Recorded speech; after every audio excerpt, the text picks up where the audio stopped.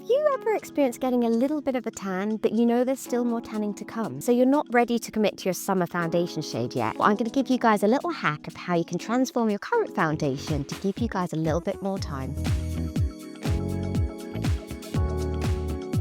I've got lovely Ashlee with me here today. She's just come back from LA and she's got a gorgeous golden tan on her.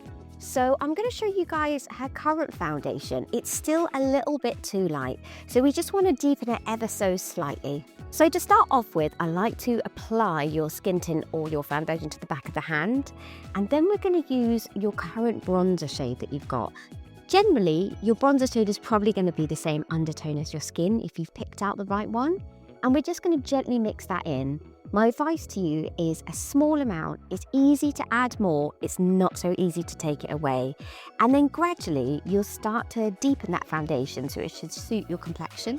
I'm going to be using today the Lisa Eldridge Skin Tint because that's already a formula that Ashlee loves. Then I'm going to be adding the Charlotte Tilbury Contour because it's also very liquidy, so it's really easy to control how much you're going to add to your foundation and mix it in really easily.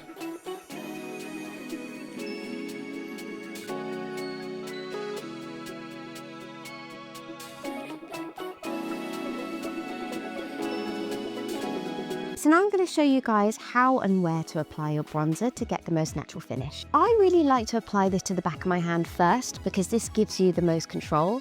And then I use my brush and coat the brush in the product so there's a really light layer.